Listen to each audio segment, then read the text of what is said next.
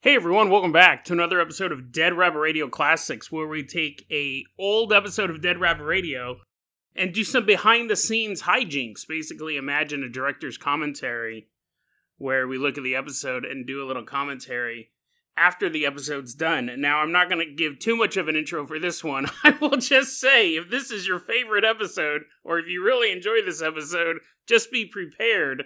I have quite a different opinion, honestly. But let's go ahead and get started. We'll take a listen to episode 666, Demon Summoning 101, an interactive adventure.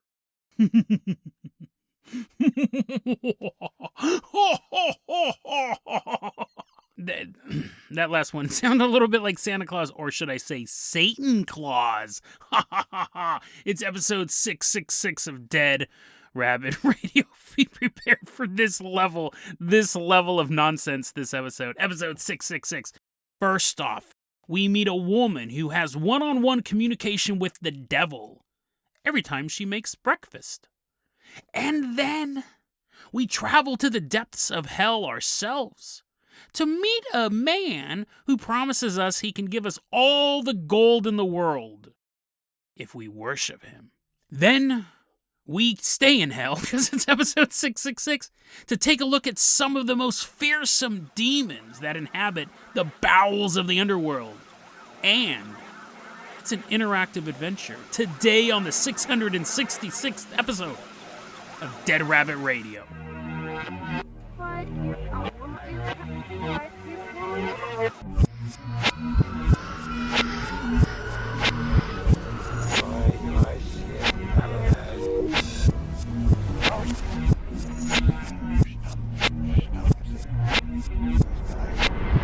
Hey everyone, welcome back to another episode of Dead Rabbit Radio. I'm your host, Jason Carpenter. I'm having a great day. I hope you guys are having a great day too. Episode 666. Can you believe it? This show is now one of the, episode-wise, longest-running paranormal podcasts in the world. It's amazing. It's amazing. You may say quantity over quality. I wouldn't. I like the show. But you might say that. But 666 episodes, I think that's more episodes than The Simpsons, really. And guys, it would be impossible without you. Thank you so much for listening. We got another 1,000 episodes in the show, but right now we got this devilishly, delightfully good episode, hopefully, of episode 666. First off, we got to give a shout out to our newest Patreon supporter, walking into Dead Rabbit Command dressed up as a sexy devil, one of those costumes from, like, the Halloween store. It's Justin Mosier. Everyone give a round of applause as he's walking in, picking the tight costume out of his butt. Justin, you're going to be let's give him a better round of applause. That was kind of lackluster. He's really pulling off that outfit. Justin Mosier, you're going to be our captain, our pilot this episode. If you guys can't support the Patreon, or if you don't have a sexy Satan costume, and who doesn't, that's okay. Just help spread the word about the show. Really, really helps out a lot. Justin, go ahead and poke us in the butt with your pitchfork and force us into the Jason Jalopy. We are leaving behind Dead Rabbit Command. It's all spooky. I just shut the lights off. That's all the decoration I did for this episode. Click. You're just walking around in the dark. We're leaving behind Dead Rabbit Command. We are headed out to small town USA. Justin is driving the Jason Jalopy. We're listening to spooky sounds. I got a CD of spooky sounds we're listening to the whole time. I'm like, all right, this is my favorite track. It's just a man screaming. Notice Justin got a little turned on by that song. I have to change the CD. We are in a small town. It's May 4th, 1984. We're sitting in the kitchen of a woman named June O'Brien. Now, before we get started, I have a real problem with this story. I really need your guys' help. I'll probably be telling this, and you guys will be like, what in the world? He's doing this? But I'm so puzzled by this. On May 4th, 1984, the Today Show does a segment about supermarket tabloids. And it's Celebrity Tabloids Examined is the name of the piece. And it features June O'Brien, and she has a haunted toaster. And you guys may have seen the YouTube clip. I'm going to put all this in the show notes. She goes, this toaster is possessed by the devil. It's just a silver little toaster, like the brave little toaster, but possessed by the devil. She goes, this toaster is possessed by the devil. Sometimes it'll say, I am the devil. We don't get to hear that. That's not actually on video, but she does say that sometimes she hears it. What is on video is that she pulls a piece of toast down. She goes, look at what this rascally man did to my toast. And it's all burnt, but then there's a part that's not burnt that says Satan lives. It's fake, right? It's fake. I'm asking you as we're sitting in her kitchen. That's fake, right? Then she puts a piece of toast in to show the audience that this is real. She puts a piece of toast in the toaster. She keeps trying to get it to go down. It won't. It's an average toaster from the 1980s. And then flame shoots out of the toaster. This is all on video, single take. And she kind of jumps back. And it's a good-sized flame. And so the interviewer goes, why don't you get rid of the toaster? I mean, it is possessed by the Dark Lord of Hell. It's ruining your toast as well. And she goes, well, sometimes it makes really good toast. So that's why she keeps the toaster. And I'm watching that, and I go, oh, this must have been Celebrity Tabloids Examined. They were talking about National Enquirer and all that stuff.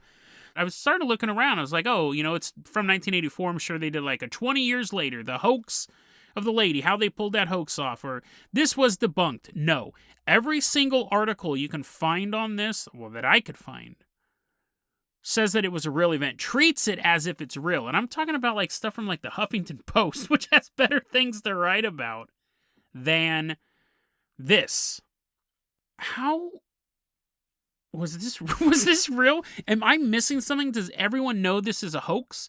And that's why the articles are just like, nobody's dumb enough to think this is real. We're not even going to waste a paragraph saying it was a hoax. Is it real?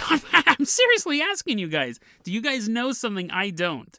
That's what this episode has become on episode 666. I'm just going to start asking you questions the rest of the series. Here's the thing. There's no debunking on the episode itself. There's no debunking in the future when people are talking about it on the Huffington Post or Gawker or anything like that. No one's like, yeah, everyone had a good laugh, but... So you go, Jason, maybe it is real. Well, that same segment had a story about a man who was walking. He had like a ventriloquist dummy in a case, and he was walking across the frozen lake, and he fell into the lake. He's about to die, and then a little wooden hand reached into the water and pulled him out, and it was his Howdy Doody doll. So this is fake, right? That's fake. Like the possessed toaster, that's in the realm of possibility for me. Howdy Doody. One, how did he get out of the case? You know what? I'm not actually going to break it down by like, how can he lift up a man? It is a doll that becomes animate. None of it makes sense. That's in the same segment. So that's fake, right? I'm asking you. That's fake, right? And here's my other clue that this is fake. The reporter for this segment was Richard Dominic. I looked him up. I was about to go knock on his door and be like, please tell me the toaster's fake. Richard Dominic went on to become the executive producer of the Jerry Springer Show. So I'm leaning towards the toast was fake and the Howdy Doody was fake. I just don't understand why no one else... Am I that... I don't want to... What's the opposite of jaded? Gullible? Am I that gullible that I see this and go, what? Is this real? And no other article says that it's fake because it's obviously fake. It would be the same thing if every time you read a review of a Transformers movie, they stopped in the middle of the review and they said, okay, plot and cinematography aside, this movie is fake. This is not a real movie. Optimus Prime did not shoot Kelsey Grammer with a giant blaster. It did not happen. And I'd be like, oh, okay. I was wondering why no one was freaked out. I was wondering why I saw Kelsey Grammer on the news the next day. I thought Optimus Prime shot him with that weapon that was designed to punch holes through starships. He just blasted a man. Oh, okay. Good thing I got to that. Am I that daft? Anyway, we will find out when I get your emails and YouTube comments, and you guys are like, yes, it was obviously fake, dude. Justin, let's go ahead and leave behind this woman's house. We have some nice pieces of toast, some butter, and some jam. Eating those up. Call in the Dead Rabbit Dirigible. We're going to take a one-way ticket. Hopefully it's not a one-way ticket. Hopefully we make it back. Hop in that Dead Rabbit Dirigible. Wait, that's super flammable. Do we have a burrowing machine? Justin, we're going to break out a new machine, I think. Let's hop in the Dead Rabbit Driller. It's just the Jason Jalopy with a hand-cranked drill. I got to crank it the whole time. Oh, my arm's getting sore. You do it. You do it now. I get like 2 feet into the soil, and now you're cranking it, and I got my feet kicked up on the dashboard. The Dead Rabbit Driller, the Jason Jalopy with just a hand drill on it. We're leaving behind this woman's house. We're drilling straight to hell. It is episode 666. Now, I was very adamant for a long time that I wasn't going to do anything special for episode 666, and it wasn't for any reason. It was because I can't even plan a Halloween episode. I don't understand why you guys haven't figured that out yet. I'll record a Halloween episode on Halloween, and it gets released on November 1st. I'm really bad with this stuff, but everyone was clamoring for a 666 episode. So I started trying to come up with ideas that were quickly shot down by the people who love me and surround me. They're like, don't do that. Don't summon a demon. That's a terrible idea. So, this is plan B. We're going to talk about summoning a demon. As I'm sitting in a haunted closet where I'm going to just simply talk about summoning a demon. Justin, we've now breaking through the mantle of the earth. The Dead Rabbit Driller is driving around hell. So let's talk about summoning demons. It's something that I think everyone kind of goes through a phase. You're like, Jason, I never did this. Yeah, you did. You're telling me you never watched like Buffy or Angel or any like The Craft or something like that. Come on, tell me you never thought about like how cool it would be. You don't necessarily have to be a bad guy, but like you summon a demon and then it's like, go beat up my bullies. It's like ripping their guts out. It's eviscerating them. You accidentally like summon a demon, the god of war, and he's just like killing some kid who stole your quarter one time, rips his face off and makes him eat it. We've all had, not that fantasy, but we've all thought about like mastering the dark arts. And again, maybe you don't want to use it for evil. Maybe you don't want to use it to mutilate bullies. You think, wouldn't it be cool to like use magic and... Okay, you guys are just shaking your head this whole time. And you're like, Jason, I never thought about this. How to summon a demon and become insanely rich. This is an article written by Clive Williams. It's for a website called Exemplar. And he talks about this demon named Mammon. He's the demon of greed and wealth. So if you want to become rich and successful, it's probably the guy you're going to talk to. So in this article, he gives us a couple key points we need to summon Mammon. First off, you want to get an owl rope bracelet. An owl rope bracelet is a bracelet made from the skin of a Norwegian owl. Now, when I read that, I go, that's interesting. This is a demon that's from Judeo-Christian lore, which is mainly, for the most part, based around Israel, the Middle East. If you told a dude in ancient times, if you talk to some dude walking around the wilderness of Israel, you talk to a Sumerian or a Mesopotamian who were actively messing with these old gods, these old demons, worshiping them, having civilization destroyed, not learning their lesson, worshiping some other guy. You told him, hey, if you want to talk to this guy, you need the skin of a Norwegian owl. They'd look at you and go, what's Norwegian? What's an owl? I don't even think there's any owls in the Middle East. It would be like telling us if you wanted to complete a ritual, you'd have to go to Neptune. And that's really the start of the complications with this stuff. I've looked into demonology. I think, again, every paranormal researcher goes through that phase. They look into demonology, they look into the rites of exorcism and things like that. And when you dig deep enough, you start to realize just kind of how ridiculous this stuff is. Because Mammon is I'm not saying that when God cast the demons from hell, they all went to one location. Like, I'm sure a couple of them landed in Norway. But it's bizarre to think, like, if this is legit, and this demon is from Judeo-Christian lore, why? That is so far away. That is so far away. And you're telling me nobody summoned this dude until the first explorer reached Norway. He's just sitting in hell. He's like, oh man, why did I have to have the weirdo thing, right? There's some other guys like, I can't be summoned unless someone goes down a slip and slide 3 times. So I'm screwed. It's going to take like 3,000 years before I show up. Anyways, you need owl skin. This other website, to verify that, this other website talking about Mammon, and we get into this. This is really important. Spelling errors are not things you want to have when you're trying to summon a demon. There's this other website that said you needed owl sync. I go, what? What is that like? Like they're like, sometimes there's slang term for stuff like you call like duck feathers down, but it's just like feathers. Like, what's an owl sync? Now imagine you were actually trying to summon Mammon. You're trying to summon the demon of wealth, and you're looking for an owl sync. There's no such thing unless there are actually syncs of owls or videos of little baby owls in syncs. So that's cool. That was the real treasure all along, Mammon. Having a bunch of YouTube videos of little owls in syncs. You also need a Mammon pendant that has his sigil in it. So I Googled that, and there were predictably multiple versions of his sigil. And it's so funny because I wasn't actually going to summon Mammon, but I started to think, oh, that would actually be really interesting if you could be walking down the street and you could go, oh, that person summoned Mammon, their head spinning around, they're vomiting everywhere, blah. But imagine you were at a cocktail party. I've never been to a cocktail party now that I think about it. Ever been to a cocktail party. I don't even know what makes a cocktail party different than a normal party. But I'll figure that out. I'm assuming they just drink the whole time, but isn't that a normal party? Anyways, if you're at a cocktail party, fictional thing, it doesn't exist, and you see them wearing a little pendant, and you could see the sigil, and you'll go, oh, that person also has a bracelet made out of owl skin, and probably an owl sync at home.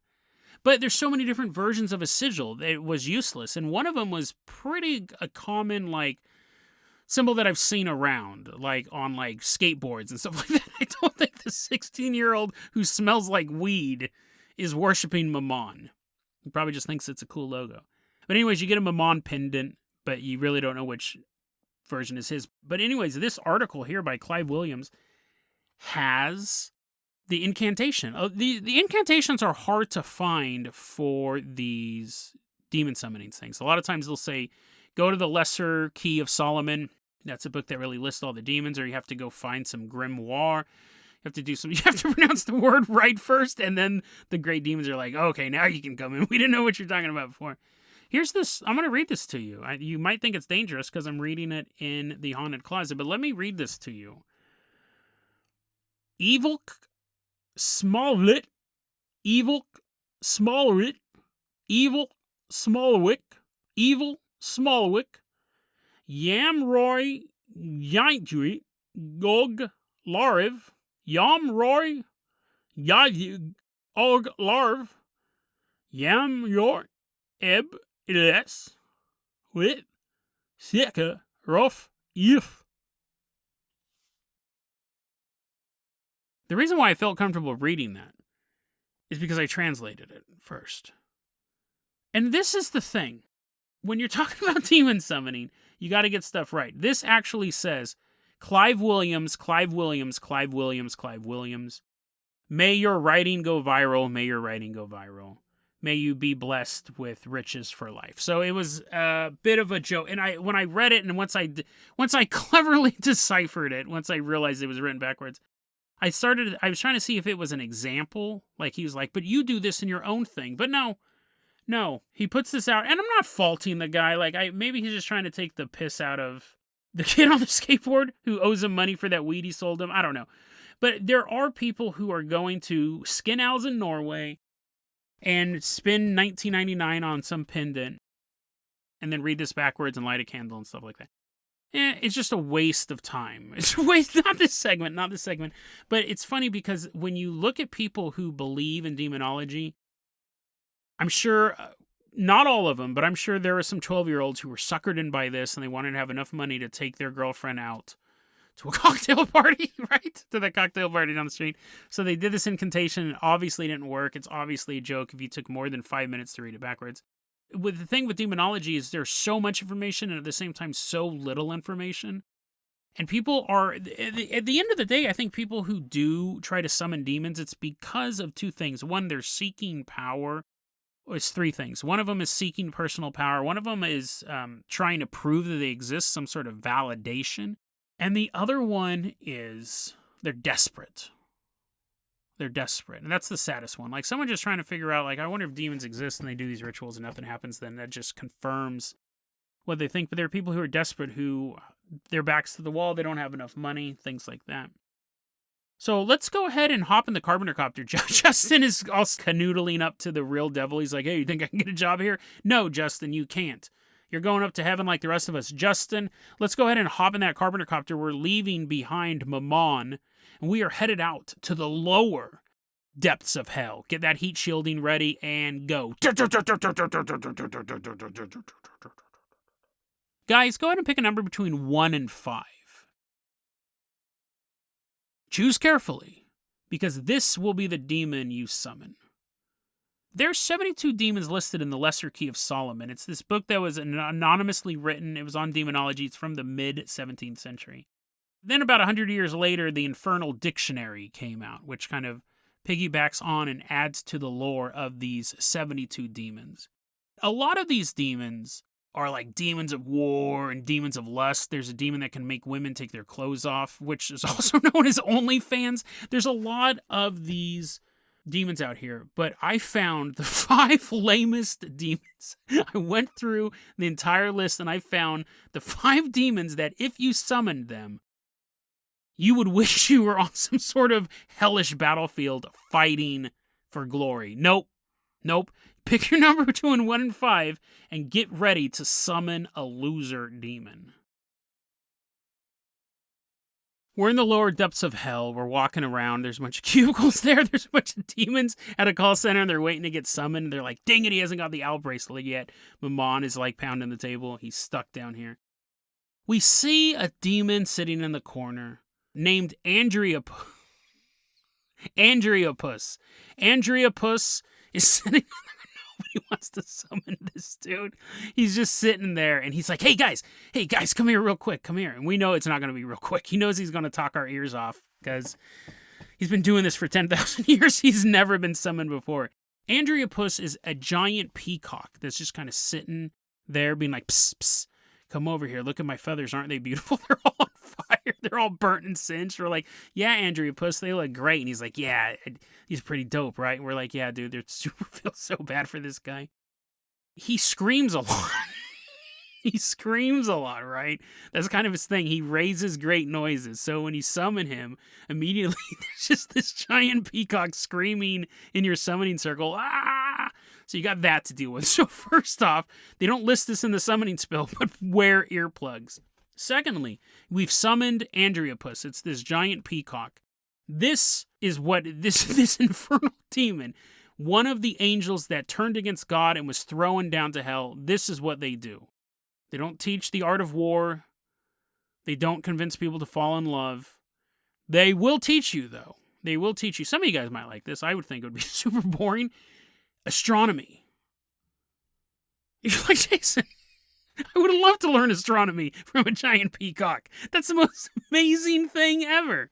Well, maybe, but I mean, like, you're just going to sit out in the boonies, look up the night sky, and there's this peacock going, that's the Big Dipper. You're like, Jason, that's not astronomy. That's like 3rd grade stuff. He'll teach me about like quasars and black holes, and I just jump on the peacock's back and fly around. Okay, fine. If you picked number 5, there's a little saddle that appears. If you pick number 5, you can attach it to the back of Andreopus, and you can fly him around, and you can look at stars. But also, he knows geometry. He knows geometry. So you're like, Jason, I love geometry. Geometry and astronomy go together. Fine, whatever. Maybe you... I'm all disappointed. I'm like, dang it. I thought this one was fun. I do think it's funny. A giant peacock. I imagine him with a little, like, tweed jacket with the elbows, with the leather elbows. He's teaching you geometry. Anyways, he teaches you... You're like, Jason... Are these really the 5 you chose? Listen, that was the weakest one. That was the weakest one out of the 5. I didn't think it was hilarious, but don't turn off now. I'm just not going to be crapping on sciences the whole time, because a lot of times these demons do teach you stuff. But for whatever reason, this giant peacock will teach you astronomy and geometry. To me, that's dumb just because I could get a book. But you're like, Jason, you can learn it from a giant peacock, or you can learn it from a book. I'll learn it from a book. So number 5 is flying around the universe with this. You're like, damn it, I wish I picked number 5. I'm still all disappointed in that one. The sound of my voice, I'm like, oh man, you're like, dude, he's on the back of, you're trying to summon a demon right now. You're on the back of a peacock flying through the universe, and you're totally poo-pooing it, Jason. What's going on? Whatever. We're walking through this call center. You're looking back up at number 5. You're like, take me with you. We're walking through this call center still. And we see a guy standing in the corner, and he has his back to us. And he's like, we don't know what he's doing. We don't want to know. It's hell. All bets are off. He's actually standing in the corner because he's super shy. He's all gross. He's a big old monster. Even by hell standards, when a demon is described as a monster, you know it's bad. When there are other demons with like the body of a spider and the head of a frog, and this guy's described as a monster, you know things are bad. You know he's getting made fun of. This monster is named Bifrons. And he actually has like a pretty big backing. He actually controls 6 legions of demons. Go do that. Go do that. They're going to do that just so they don't have to look at him anymore. They're like, fine, just station us far away from you. He's like, oh, I just want friends. I want 6 legions of friends. So you meet Bifrons, and it's this monster man. He looks like Sloth from the Goonies, but on fire and horribly burned. He's standing there, and he goes, if you chose number 1, come with me, young person. Come with me, and we will go into my lair. So he opens a door and you walk in, and it's actually a pretty nice house. Bifrons keeps the place clean. You walk in, you sit on this little couch, and he goes, yes, you have chosen to summon me by picking number 1. So what I can do for you is I can teach science. I teach the science and the arts. And you're like, you look out the door, you see me, and you're like, Jason, these aren't bad. It's good to learn. It's good to learn stuff. And I'm like, hold on. Because some of these demon skills overlap. He teaches science and art, so you see like all this beautiful artwork around. You see like an astrolabe. You see a photo of number 5 and a peacock flying through space. You're like, that's weird. How did they get that photo already? He also teaches you all about gems and wood, showing you emeralds. He goes, this is an emerald, and this is how it's formed. And this is wood, and this is how seeds grow. He's telling you all of this stuff. Tells you about herbs. He's sitting there. He's like, I know the real KFC recipe, and I'll share it with you because you chose number 1. You're like, this is amazing. But then he goes, I'm going to show you my favorite trick. Because other demons know all about herbs and stuff too. That's not their specialty. This is my specialty. And he snaps his fingers. And now you're in a graveyard that goes on for eternity. Bifrons is gone. You're just looking at it. Tombstone after tombstone. He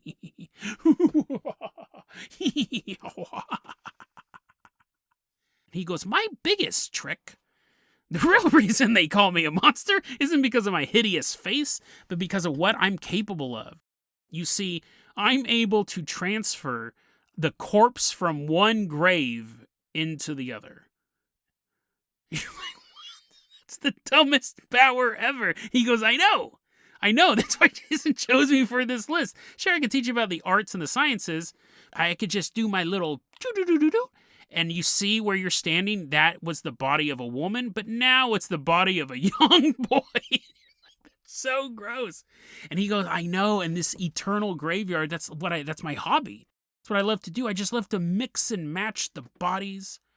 But that grave over there is missing one.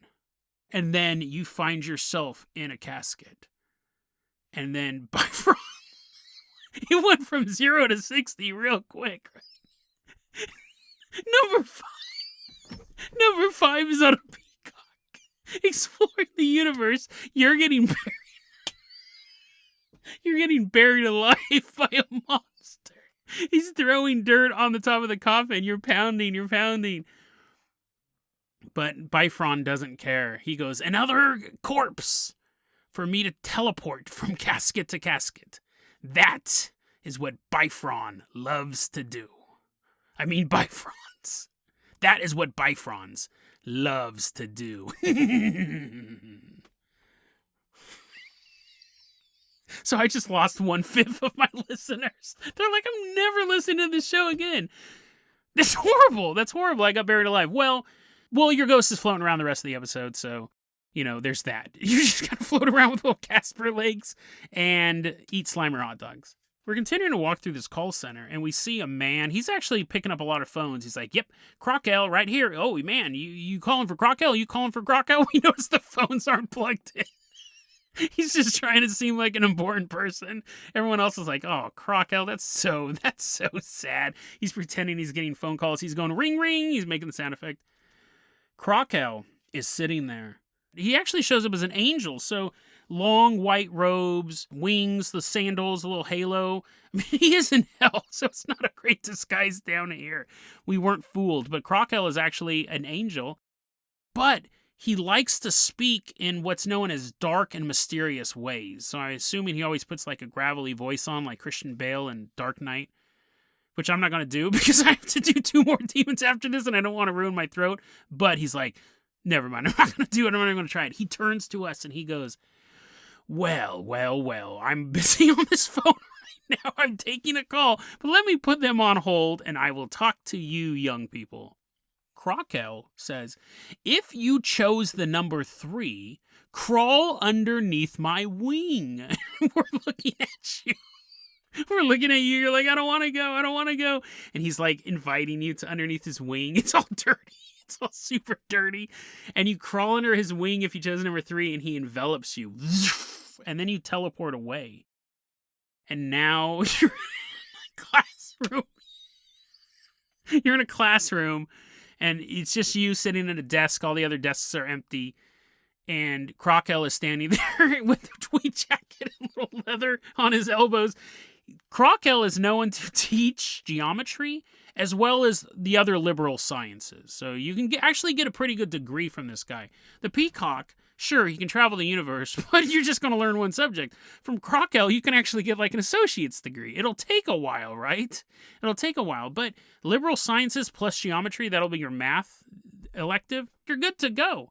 So at your graduation, you're there for 2 years. You actually get your associate's degree. I've recorded 2 years worth of episodes. You got to catch up. But you eventually do graduate from Crockel University.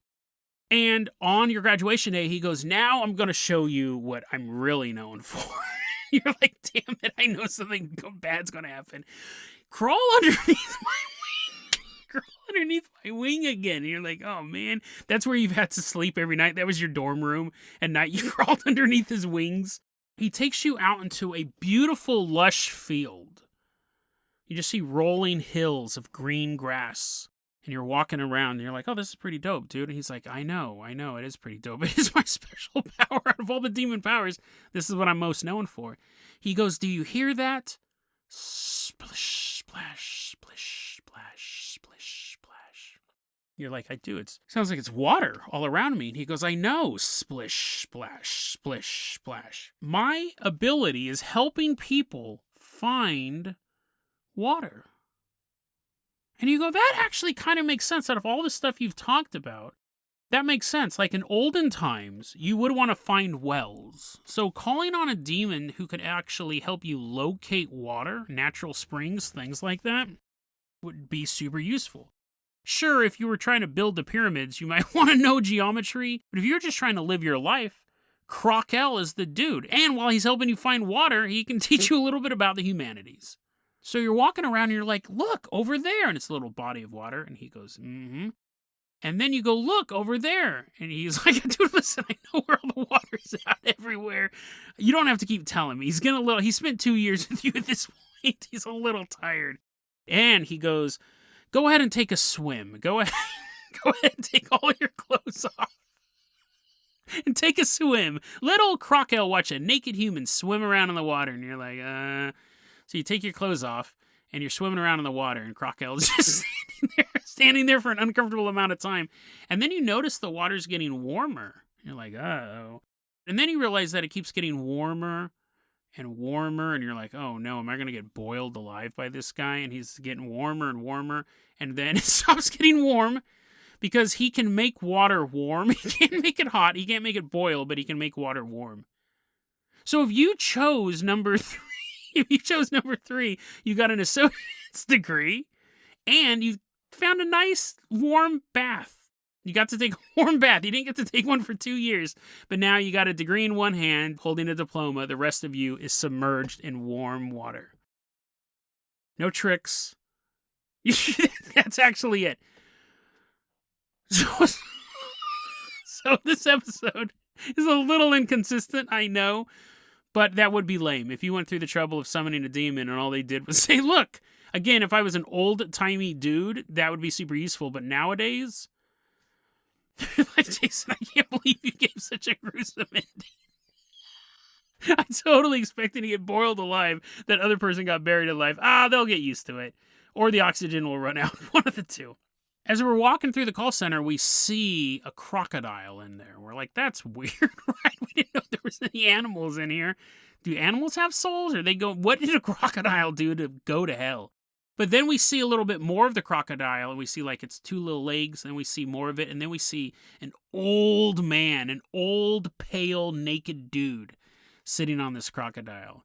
And I turn to you guys and go, if you picked number 2, that's you, right? You're going to hang out with this naked old guy riding on the back of a crocodile. We're looking at Agares. He's sitting there on his crocodile. He's petting it. He's like, you want to pet my crocodile? He's straddling it. You want to pet my crocodile number 2? And you walk, oh, man. So you're like petting it. And the crocodile's actually pretty chill, dude. It's just kind of like relaxing. You're scratching it. Do crocodiles have ears? You're scratching it behind the eyes. It's like, oh, yeah, that's the spot. Agares has 31 legions of demons. So a lot of people are listening to this old man on the back of a crocodile. You know you have to be pretty low down the totem pole if you get your orders from a naked old man. You know that you're not doing too well. People are like, who's your boss? Dude, it's awesome. It's this guy with like 8 wings, 10 eyes, flames for vocal cords. Who's your boss? Old naked man on a crocodile? Oh, man. Agares says, hop on the back of my crocodile, kid. We're going on a little adventure. And then he winks, does a little magical wink. And crocodile's walking hella slow, dude. Crocodiles are like one of the slow. How did you pick that as your mode of transportation? Crocodiles are super slow. They can go 30 miles an hour, so it like zips along for a bit and then it just starts going real slow again. You're riding the back of this crocodile, and Agares takes you to a New York street. The year is 1982. There's a bunch of muggers on the street. They're having a mugger convention. They're mugging each other. You just see random acts of violence in the streets of New York. It's loud. It's smelly. There's a crocodile walking down Times Square. You're sitting on the back. It's super weird. There's a naked man driving it. No one's even paying attention. The city is such a cesspool at this point. And Agares says, you know why we're here, boy. He keeps calling you boy, which is making you super uncomfortable. The fact that you're with this old man, he keeps referring to how young you are.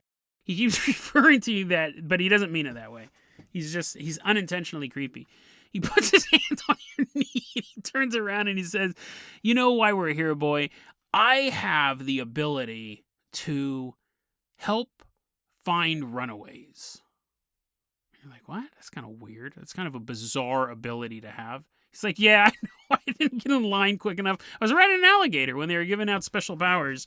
I was the last in line. I have the ability to find runaways. So he sits there and he goes, runaways, come back. And then you see like a couple of people go, huh, what? They get out of their cardboard houses, or one of them is about to step off the bus, and they look up, and then they get back on the bus, and the guy who gets out of the cardboard house walks up, picks up the phone, calls his mom. I'm coming back home, Mom. I just heard a crocodile yell, runaways, come home. And the mom's like, Billy, are you still doing drugs? Yes, I am, but I'm still coming home. He has the ability to find runaways. He also has that's fine, that's noble, right? And again, I think that would make sense in like a hunter-gatherer society, because if you ran away from that, you're like, are you going to go gather more stuff? Yeah, sure. And then you run off and you're at like some arcade. You invent an arcade, you're in the middle of the wilderness playing arcade. In early societies, people who would run away, they would almost always die, and it would definitely impact the society. So to have a demon that could actually hunt down runaways or send them back home, that's pretty noble. I could see people using that. But then they also have the ability, this is weird, it's not an opposite thing. Like, when I read this, I go, what? That doesn't make sense. What's the opposite of a runaway to you? he has this power that if you're standing still, he can make you run. That's not the opposite of a runaway. That doesn't make any sense. Why does he have that power? Someone's walking down the street, and they stop to check their watch, and then all of a sudden, they're like in Toronto. They're like, what am I doing here? They ran all the way. It doesn't make any sense. Why would you have an opposite power? The person who taught you astronomy, he also didn't give you brain damage. It was just a thing he did. He didn't have to do an opposite. Now, if you picked number 2, you've been running for a couple days now. You got great legs, but you're like, please let this torment end. And every so often he goes, runaways, come back. And then you show up back at his house. You live with him now. That's where you return to. And you'll talk for a bit. And you have to constantly be moving. If you stand still for just a moment, you start running away. But after this goes on for a millennia or two, after he gets tired of dealing with this, he's going to teach you a new power. The power he's most known for. He says, come here. You look so good now. You're a young man. You've grown up so much. Ooh, look at those legs. Now it is creepy. He goes, listen, I've taught you about running. You're like, you didn't teach me about running away. You made me run away. He's like, okay. Now I'm going to teach you my biggest power. And then the earth begins to move under your feet. You're pretending to be shocked. You just want this to be over with. You're like, oh, okay, this is so amazing. He has the power to cause earthquakes. Agares has the power to actually destroy the land. So because you've been such a noble servant of his, since you've been such good entertainment, running everywhere, he touches you and gives you the power to create earthquakes. He has another power. He has the power to teach you immoral expressions. He technically has the power to cause earthquakes as well, but I can't think of anything funny to do with that. So instead, we're going to skip that superpower that's actually functional in the real world. Like, he could fight crime. Like, burglars are trying to break into a bank, and you're like, not today. You can't come with good catch lines. You spent 2,000 years in hell. But then you shake the world, and you destroy all of civilization.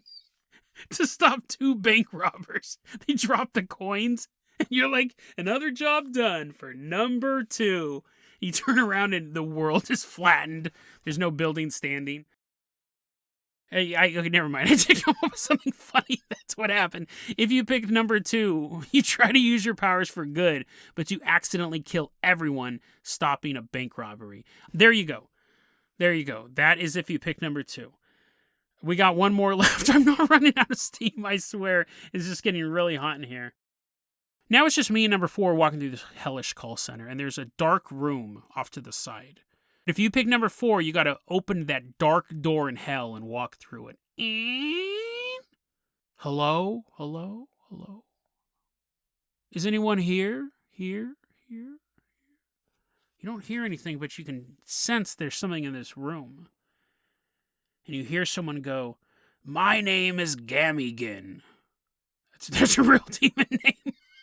It's not a D&D character that a 12-year-old came up with. I am Gamigan, and I see that you're here to summon me.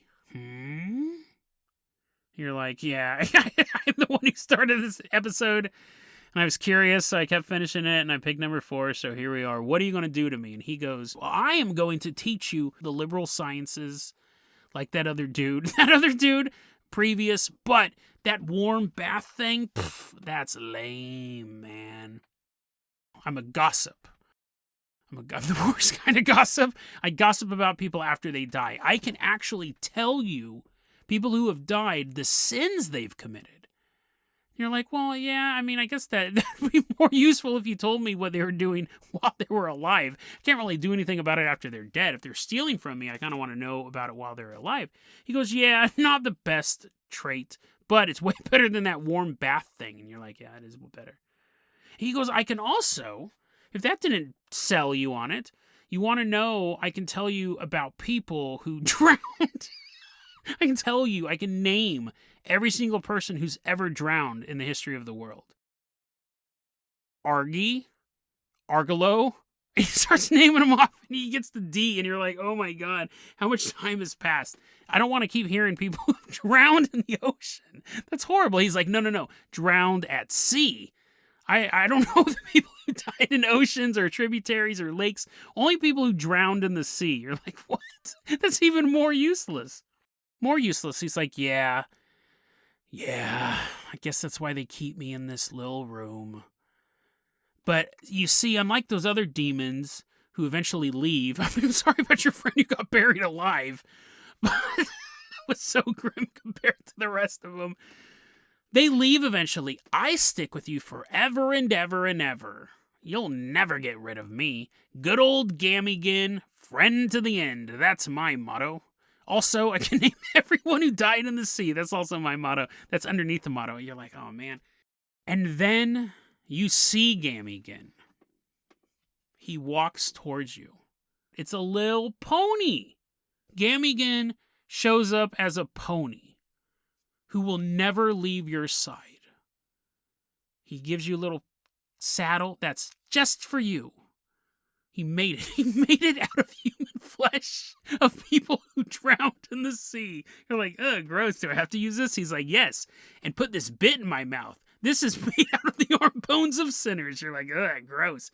But you get on top of Gamigan, your friend to the end, a little pony that you get to ride out of hell. And for the rest of your life, you're sitting now, you have to go back to your real college. He's all answering all the questions. He's like, actually, no. Emily Dickinson did not mean that in her poem. I know, I'm a talking pony from hell. You actually, that is good. So you get to have a friend to the end. You get to have a pony you ride around whenever you, like, instead of counting sheep at night, he just names off the list of the dead who've died at sea. And somehow you find that calming. He's the best man at your wedding. He's like helping you like tie your bow. He throws your bachelor party. It's a bunch of demon babes show up. This is an amazing thing. Gamigan truly is your friend to the end.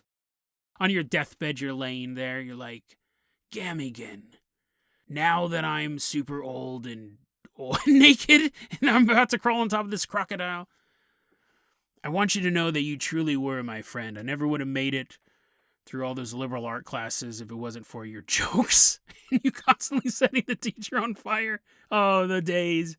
And then you were always by my side. All that stuff, all those memories. This was a beautiful moment, Gamigan, and you're like petting his mane, and he's like trying to hold back a tear. The first tear that this demon has cried since he was thrust out of heaven.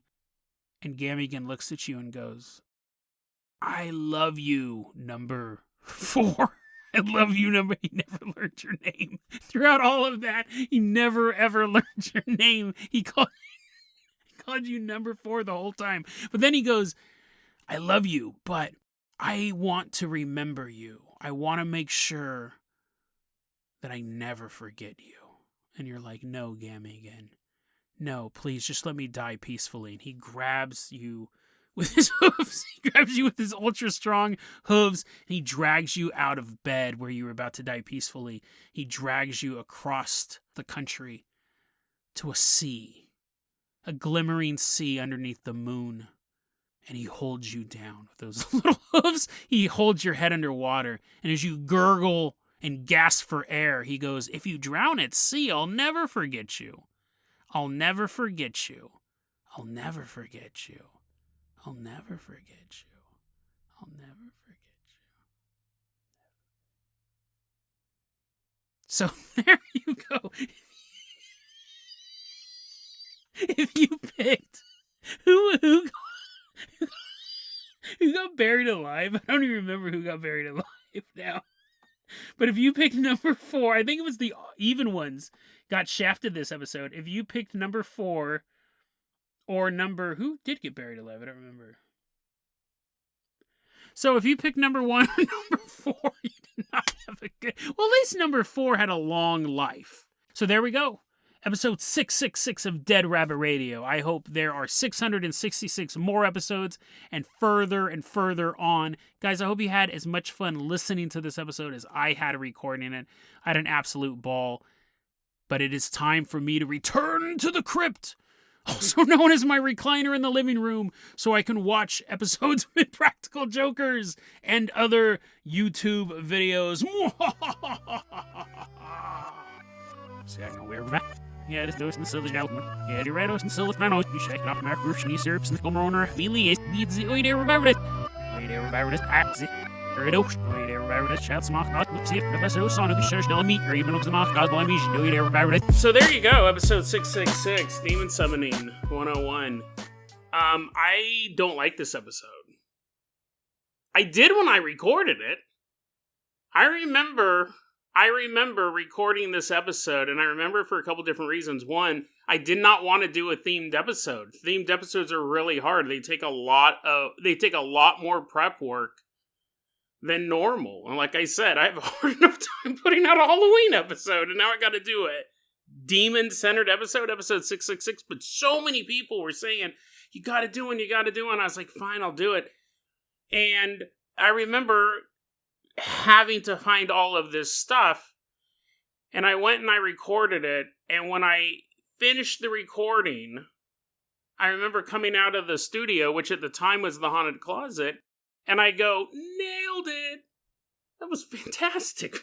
That was way better than I thought it was going to be. I was very, very happy with the episode as it was. Here's the thing. This show is not scripted. This show is not scripted at all. There was a brief period of time where every so often I would write jokes in my notes, and they would always get edited out because they were always terrible. Every time you hear me telling a joke on the show, it's popping into my head at that moment. I don't script the jokes, which makes it hard to have a comedy podcast, which is a good definition of it. I don't always think of it as a comedy podcast, and it's funny because sometimes I'll be, working on an upcoming episode. This happens quite a lot, actually. I'll be working on an upcoming episode, and I'll get an email or a YouTube comment from someone, and they're like, dude, I love your show, it's so funny. And I go, well, the episode I'm working on is about like a cannibal rapist or something, some horrifying true crime story. I was like, well, yeah, laugh a minute. That's Dead Rabbit Radio. But here's the thing. The show is funny. There are topics, obviously, that are funnier than others, but this is what's interesting about the show. I do not know how funny an episode is going to be until I have finished recording it. Some topics lend themselves to jokes more than others. Absolutely. But a lot of times when I sit down, I'm trying to think of a recent example, because my brain's all kind of messed up right now because everything's kind of cramming together. I'm trying to think of a recent episode. Let me go ahead and see some of the episodes that we just finished up here real quick. See if I can give you an example of a story that, the Jeffrey Epstein episode, that wasn't that funny. What is this one? I don't remember. I don't even remember recording this one. I don't remember if it was funny or not. Oh, okay, here's a good example. So, I recently did an episode that was episode 1478, The Bride of the Beast. And that was the one about the 8-foot-tall warthog with the helmet that appeared in the guy's house. And I looked at my notes, and I thought, okay, I'm going to tell this story, and I don't know if any part of it's going to be funny. Sometimes jokes get forced in. That's a little foreshadowing of what I'm going to say about episode 666. But it always sounds forced. So a lot of times when I sit down to record an episode, I don't know if it's going to be funny. I'm trying to tell the story in the best way possible, and maybe it is funny. And in the back of my mind, I'm thinking, I know a lot of people listen to the show because it's funny, and I imagine them saying, hey bro, you gotta listen to Dead Rabbit Radio, man. It's hilarious. And then they hear an episode with no jokes, right? Because the stories don't lend themselves to jokes. I don't know if there's going to be jokes. Now, with the 8-foot-tall warthog story, in the very beginning, I say about the guy meeting his cousin on the street, and they go, yo, what's up, man? How's it going? And I said that they hugged, and that became a running joke through the episode.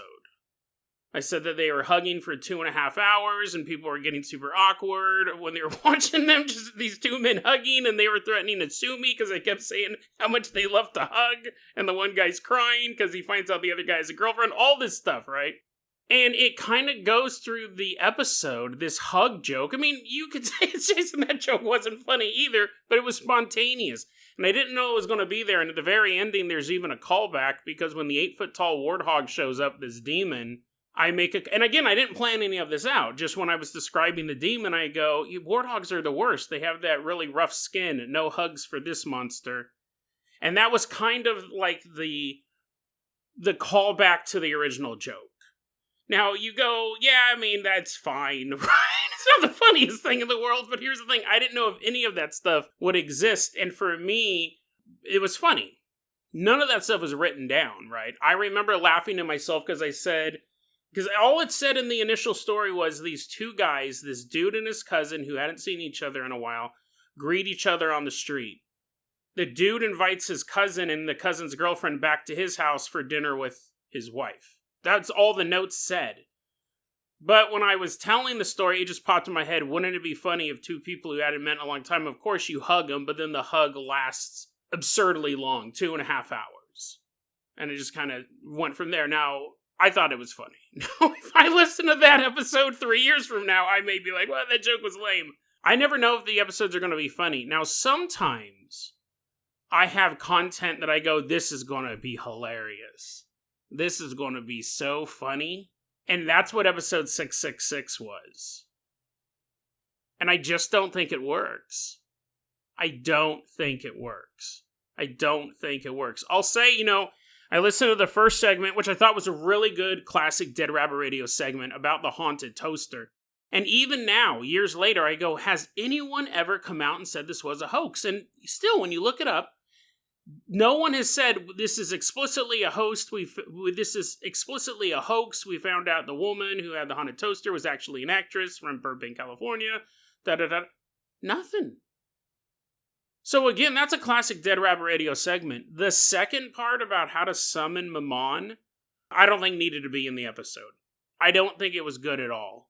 Honestly, listening to it, I was like, first off, I didn't get the whole things have to be spelled correctly. Because one part asked for owl skin, and then the other part, I go, things have to be spelled correctly. And I remember thinking to myself, yeah, that's true. And then I go, another website asked for owl sync, and I did not make the connection as a listener. And I was like, what's an owl sync? What is an owl sync? And then maybe 5 minutes later, I go, oh, the guy misprinted it. So one guy was looking for an owl sync, and one guy was looking for owl skin. Okay, I get it now. That didn't work for me. Maybe I should have made it a lot shorter and said they misspelled skin as sink. Someone's going to be looking for a sink in shape of an owl or a baby owl in a sink. That would have been enough. I think I go on for 5 minutes. I was so confused. I was like, what is an owl sink? I did not make the connection until later on. I go, yeah, I did a callback to it, and I go, oh, that's what I meant. Now, if the guy who recorded the episode doesn't understand it, that owl sink was making a reference to a misspelling of owl skin, but right over my head. And I think I was so eager to get onto these quote-unquote jokes. I mean, again, if you really love this episode, I'm sorry. But here's the thing. I listened to this as a classics episode because I do remember some parts of it, and we'll get to that in a second, and I thought it was going to be a good one to look back on. But it actually is a good one to look back on because I don't want these Dead Rabbit Radio classics to just be me talking about, oh, I love this episode, oh, I think this episode's so good, oh, I love the way this is covered. I think it's good to critically look back on some of this stuff. The second segment did not need to be there. This one did not need 3 stories. For the longest time, I don't know how I got into this groove. I think it's because the first 3 or 4 episodes, and that's not even true. First episode had 3 stories, but the other episodes didn't. I don't know why I thought I had to do 3 segments each episode, because the whole summoning Mammon thing could have completely been taken out.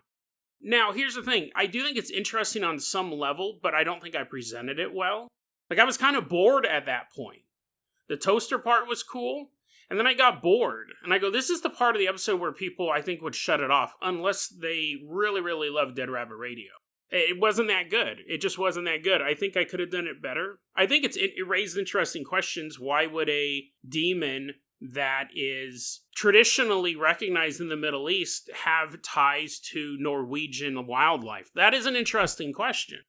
I don't think I told it in an interesting way. I think it was trying to be too goofy, and it totally failed. There were some interesting questions in there. It didn't work. It could have been its own segment. Also, I'll have to say this. When I started reading the invocation, I was actually surprised I was doing that. Because I was like, there is no way I would do that nowadays. I was like, why would I be reading an invocation?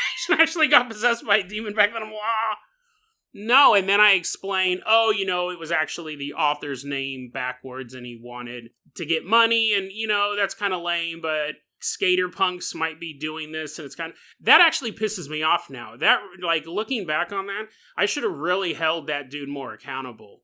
To have this website talking about how to summon a demon, if you're joking at the end, then the whole thing's a joke, and I should have called it out as just fake news. The other thing is, though, is if he's being authentic and then he puts up a fake spell where people who use it are giving him money, that's really trashy. That's beyond fraud. That's beyond grifter, honestly. I'm surprised I went so easy on the guy. Because I 100% would call that out nowadays. I go, listen, if you're just telling a joke, then... whatever, you're just wasting people's time. But if you're actually trying to get people to do the ceremony and call this demon to give you money, that's trashy. That's and dangerous. I was surprised I went so easy on the guy.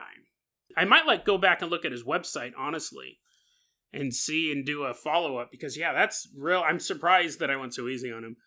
But I thought the segment was boring. I will say this, I liked the intro with the backwards vocals. The music was backwards, because it was episode 666, the whole idea of backmasking and Satan worshiping.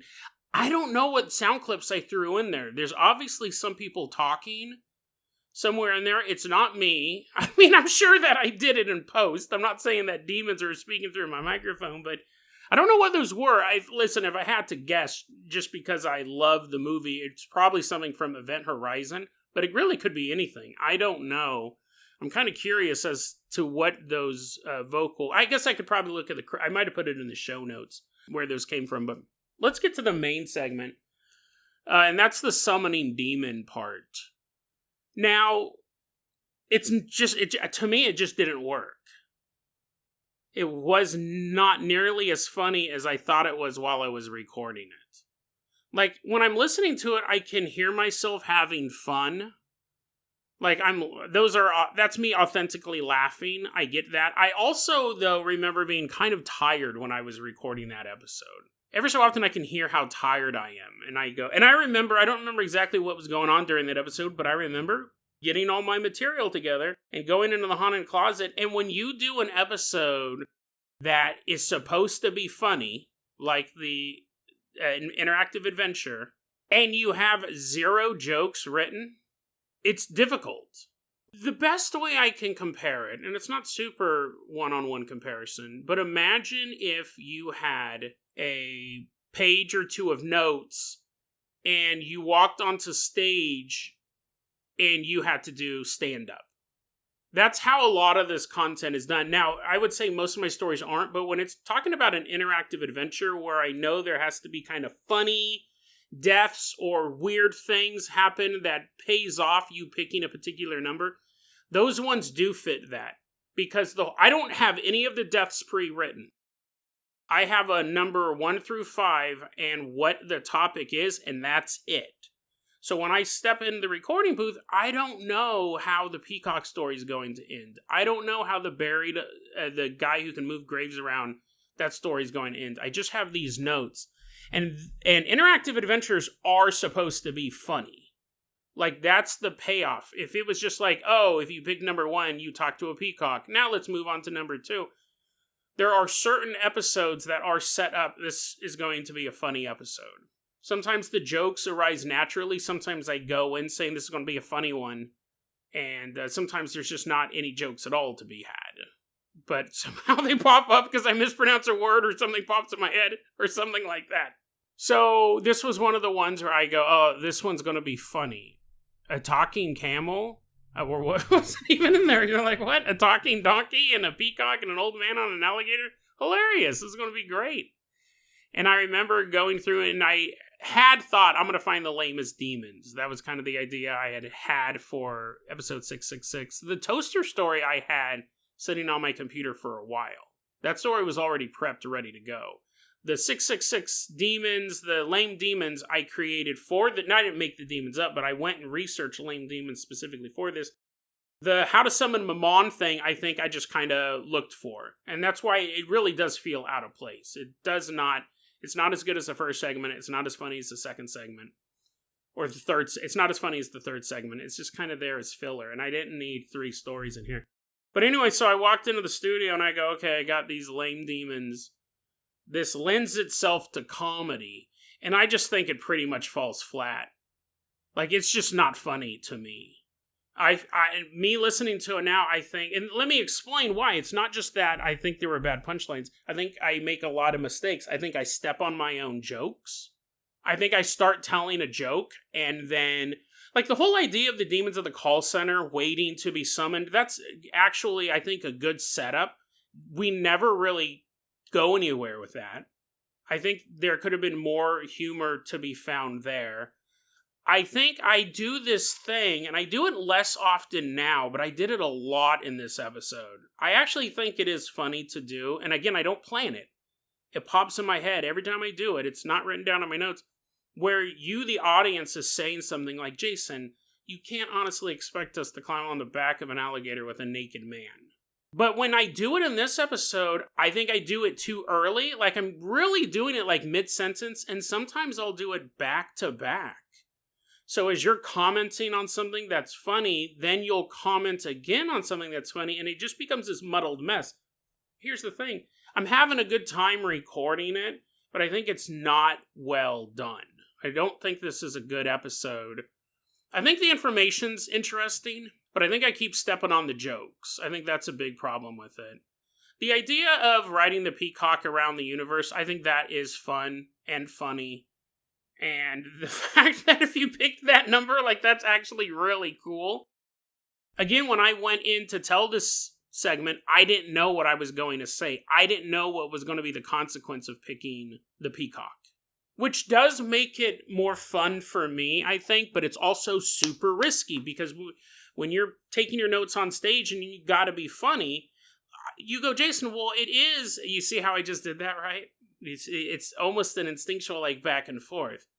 You go, well, Jason, it is like doing stand-up comedy, but it's pre-recorded, so can't you do multiple takes? Not really. For a couple different reasons. One, I've done that in the past. Don't do it very often, but when I do multiple takes, the joke becomes less funny to me. So the laughter does get a little more strained on my part. Now, there are times where I just totally miff the joke and I will retell it, and you can usually tell because I won't laugh. I don't laugh at all my own jokes, but you know what I mean? Like, sometimes I will go, okay, I actually mispronounced an important word while I was telling that punchline that had just popped in my head and I was laughing. So now I'm going to redo the punchline, but it's... Sometimes you can notice the audio kind of shifts out, and that means that I messed something up mid-joke. So there's that. Also, it's a time thing. 5 episodes in a week is a lot. It really is a lot. So there have been times where I've recorded stuff and I've had to throw out whole segments because they're just not good. Sometimes it's the way I tell a story is boring. Sometimes it's just not the right story to tell at that time. I'm just not feeling it. And then I have to stop and go find something else to talk about. That happens probably once or twice a month. So for a segment like episode 666, sometimes I'm recording these episodes the day they come out. That's actually, unfortunately, been super common this past year. On a good week, I can pre-record episodes across Saturday and Sunday, and then I release them Monday through Friday. But for the past year, I've been recording Tuesday afternoon, releasing Tuesday night. It's very, very stressful because, again, imagine you're sitting down to release something to the world.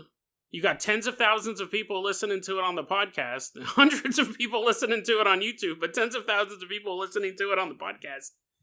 And you have to create something that's going to be released in a couple hours. And all you have is notes. So it's not super, well, it's a little stressful sometimes just because of the time crunch, but it's almost impossible when you're recording it on Tuesday and it's going to be released Tuesday night to say, I have to redo that. It's not working for me. I've done it if it's really bad. Like, here's the thing. At the end of the day, I only like putting out quality episodes. But it takes a ton of time. And it's so, when you're trying to do comedy, and you have no jokes written, and you have something to be put out in a couple hours, you better hope it's good. You better hope it's good. Because you might have to junk it and start over, and then the episode comes out late. I thought this was really funny when I recorded it. I remember thinking, honestly, walking out of the studio, wow, dude, that was awesome. I didn't know it was going to be as funny as it was. But looking back on it, there's a lot of jokes that are not funny. And the jokes that are kind of funny, I step all over. I did not start laughing this episode. I actually wrote it down. When, I think it was, we were at the part with the monster, the monster man, and I said he had 6 legions of friends. Because he was so lonely, he was so monstrous, but because he controlled 6 legions of demons, he could make them hang out with him. At that point, which was probably a good 25 minutes into the episode, I chuckled. That was the very first time I was like, oh, okay, that's kind of funny. And here's the thing. At the time this episode came out, maybe it was a laugh riot. I remember a lot of people going, oh, dude, that episode was great, dude, Gamigan. And Gamigan, the talking pony, made appearances in future episodes. Gamigan at the time was so popular for whatever reason. I mean, here's the thing. The segment got funnier. After the Monster Man, after you got buried alive, I thought that was funny and creepy. And it was way worse than anything else that had happened so far in the episode. At that point, I was kind of laughing. I was laughing at the idea of you getting buried alive because it was so different from riding a peacock through the universe. I laughed out loud about the power to cause earthquakes. Now, think about how far apart those two jokes were. Getting buried alive, and then maybe like 5-10 minutes passed, and I laughed at the joke where you have the ability to cause earthquakes, so you decide to fight crime, and you go, stop, robbers, and you cause an earthquake. You've destroyed all of civilization, but you stopped 2 bank robbers. I thought that was funny. It was like 10 minutes in between those two jokes. Gamigan was very popular after this episode. People started emailing me and be like, dude, Gamigan should show back up. Gamigan. You guys really responded. It was just Gamigan. It was Gamigan listening to this podcast. That's another thing. I do want to wrap up how I thought the episode wasn't that funny, but this was an episode. Very rarely does this happen when I go to record an episode and I go, this episode might cause some trouble. Now, usually it's a conspiracy theory episode, something like the Marconi suicides, something like golf rumors. Sometimes these conspiracy theories, and the smaller the conspiracy theory, the more anxious I get about it. When I talk about Jeffrey Epstein, it doesn't matter because everybody and their mother is talking about Jeffrey Epstein. But every so often I'll cover a conspiracy theory. Recently I did one where I said about me and my friend, Iris, we were investigating this cult back in Citrus Heights. And I kind of started giving a bunch of details.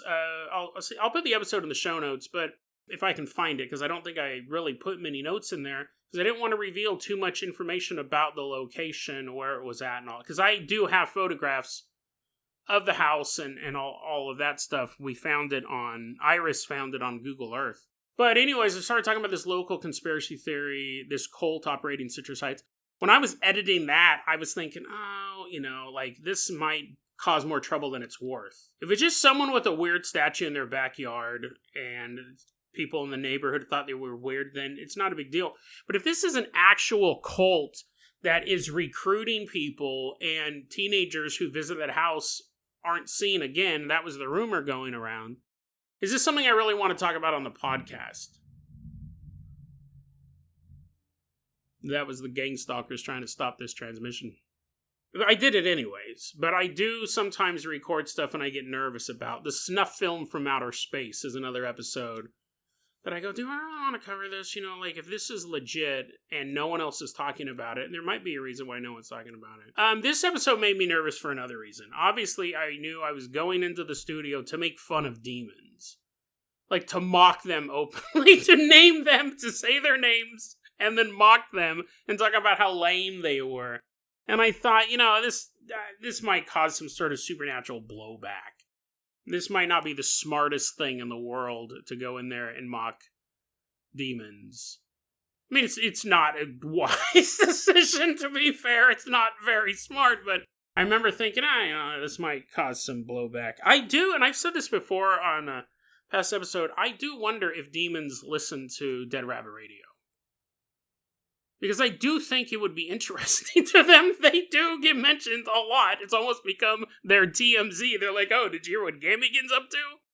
It's their gossip rag. And I go, you know, I'm basically making fun of a bunch of entities that have existed before time. Before physical matter was created, Gamigan was there, right? I mean, so, not a smart decision. It did make me a little nervous, but, you know, nothing ever happened from it.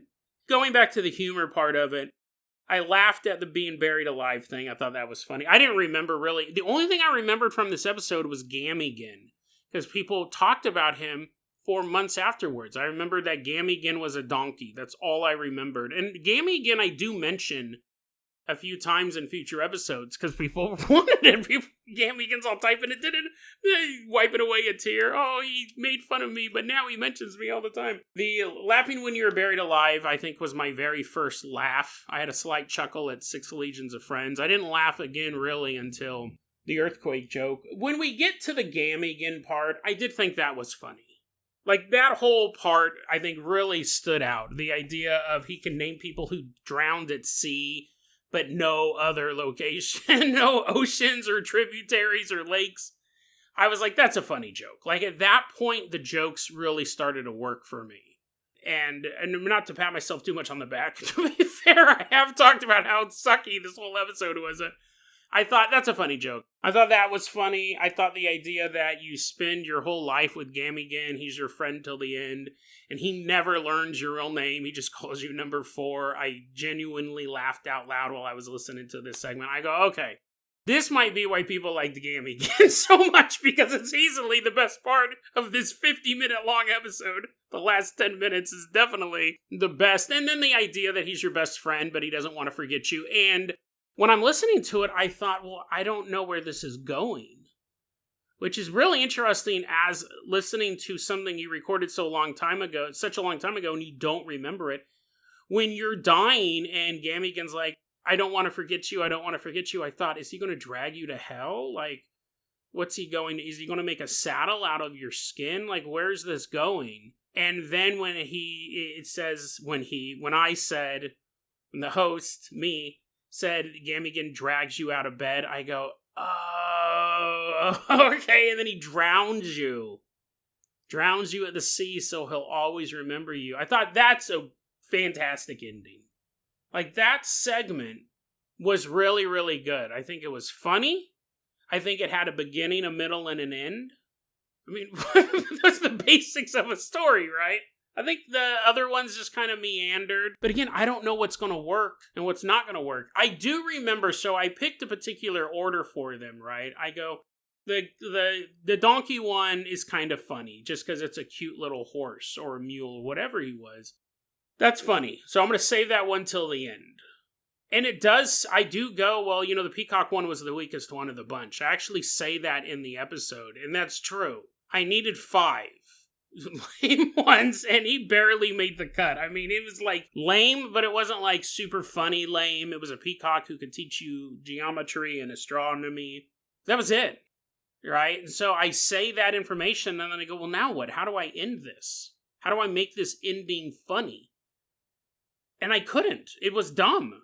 Like, it actually was just kind of a bland ending. What made it funny was, compared to the other ones, that was the best possible ending. You travel the universe on the back of a peacock.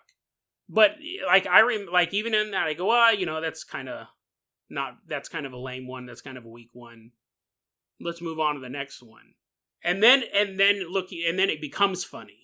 Because then you get buried alive in the next one, and I go, wait a second, this guy gets buried alive, but these other guys are flying. Then the callbacks to it became funny. But it is weird. Like, I'm not a comedian, right? And I would argue that a lot of comedians would say there's other ways to do this, rather than to walk into a room with a bunch of notes and no punchlines or jokes of any kind. There's other ways to do this, Jason. The show being funny, I think, does set it apart. Like, I am glad people find the show funny. When people do tell me how funny the show is, it always amuses me because they tend to tell me that right before I'm about to tell some awful story.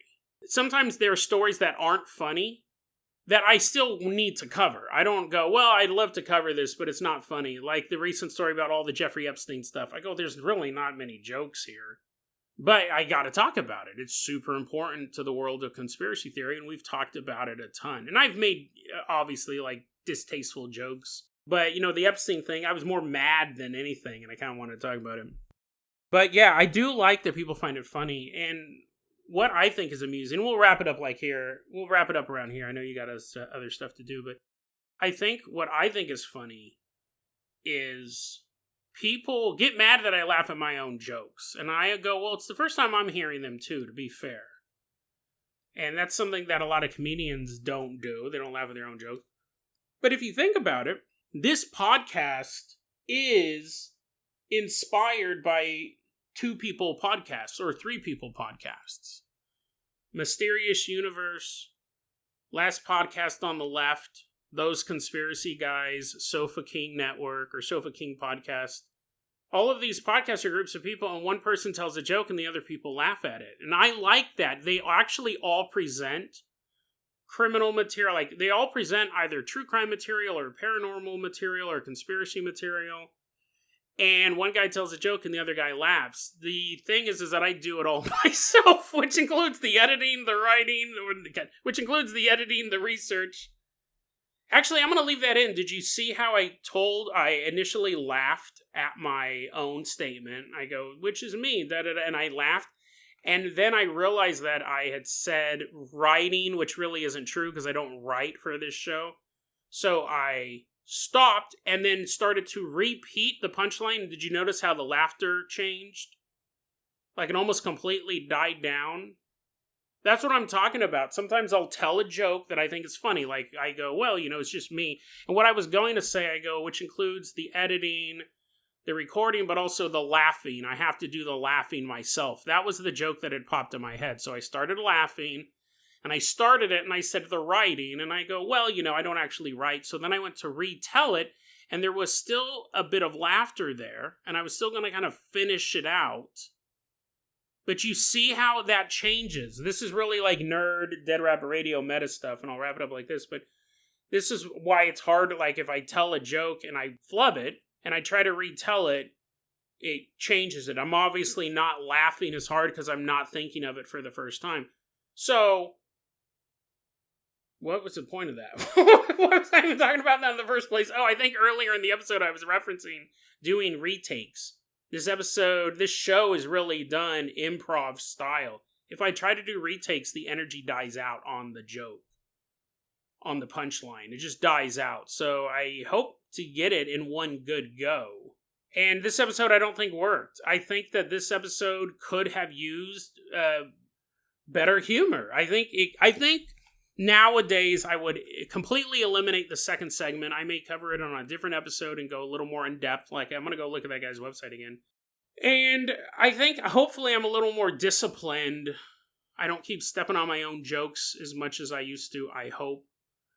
And it's just too chaotic. There's just way too much me interrupting myself by saying you're saying this, and then me interrupting you, and it just some of the jokes just aren't funny. Let's not make excuses. Some of the jokes just are not funny. Then other ones I step on the punchline. And overall, I just don't think it's that great of an episode. I think the Gamigan thing's really funny, and I think the toaster lady story, while it's not hilarious, I think it's super interesting. The idea of the Howdy Doody doll pulling the guy out of the river, I thought that was funny. Like, I made like 1 or 2 jokes about that. That's all you need. But going into the interactive adventure, the Demon interactive adventure, I think because I said this needs to be funny, because interactive adventures are generally supposed to be funny, because I went in with that expectation, I forced things through, just through brute strength. I had fun recording it. I can obviously tell listening to it. I can also tell I was a little tired. And I remember when I was done, I was relieved that it turned out as well as it did. I really liked that episode at the time, but I don't like it now. Gamigan, it's funny. The Toaster story is interesting. Everything else is just kind of a mishmash of stuff. So I thought it was interesting. I wanted to do a Dead Rabbit Radio Classics anyways of an episode that I didn't think was as good as it could have been. And I didn't know it was going to be this episode. I listened to this episode because let's talk about theme episodes and how hard they are. And let's talk about Gamigan and how he became a reoccurring character. And instead I was like, oh, this episode stinks. This episode's not very good. This episode's not great. But for the people who enjoyed it, I'm glad you enjoyed it. And I'm curious if you guys enjoyed it as much now as you did back when it was recorded. I definitely don't. I think it's not nearly as good as it could have been. I don't think it's terrible by any means. It's no Hobbit Hooligans, which is still, I think, the worst episode of Dead Rabbit Radio. And I think I already did a classics on that. I'll double check. If I didn't, I'll have to do one. But Hobbit Hooligans is the worst episode of Dead Rabbit Radio for a couple of reasons. One, it's just bad, right? It's a terrible episode that's so heavily edited, nothing makes sense. That was like episode 17. So I was really being super rigid with how long episodes should be, so much so that I edited out so much stuff. It doesn't make sense. And back then I wasn't doing redos. I recorded the segment and I go, this is like the nightly news. It's done. Like, we gotta get it out this day. It's out this day. It's not a good episode.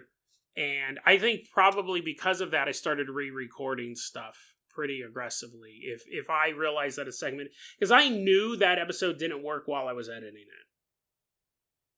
See, nowadays, if I'm recording it and I go, this story doesn't work, it doesn't make sense, it's boring for whatever reason, I'll stop. And sometimes I'll go for a walk and I'll think about the story and go, well, what's another way to approach this if this isn't working right? Sometimes I'll say, we'll record it in the future. It's just not going to work for today. Let's find something else. Sometimes I put it in my maybe folder. Here you go. I'll think about that a couple months from now, maybe. That episode I knew was not working even while I was editing it. I had recorded it, and then I was editing it, and I go, this is horrible. This is terrible. And I released it anyways. That's the worst episode. This one's nowhere nearly as bad as Hobbit Hooligans. I don't even think I'd put this in the top 10 worst episodes of Dead Rabbit Radio. And I don't even know what that would be. I just know what the worst episode. I don't even know what the second worst episode of Dead Rabbit Radio is. I really like this show. Sometimes I listen back and I go, that's a cringy joke. Or, I don't really like my presentation. But I don't think that's fair, because anytime someone looks back on their work, they're always going to nitpick it. Sometimes the nitpicks, though, are justified, and I think this episode is a good example of that. But anyways, here was the Dead Rabbit Radio Classics for episode 666. Demon Summoning 101, an interactive adventure. I hope you guys enjoyed hearing my commentary on it. We'll have more of these Dead Rabbit Radio Classics coming up. And the next episode, I'll tell you this, the next episode is an episode I found just randomly, and I absolutely loved. I absolutely loved it. So if you don't want to hear me tear apart an episode like I did this one, don't worry, the next one is going to be... I was like, wow, this is a really cool episode, and that's a good way to feel about your old work. Of course, there's some nitpicky things things I would change, but overall, I was like, what a fantastic episode of Dead Rabbit Radio. This, I couldn't say was one of them, but maybe Gamigan will return. Maybe Gamigan deserves another cameo appearance on every demon's favorite podcast, Dead Rabbit Radio. See you guys next time.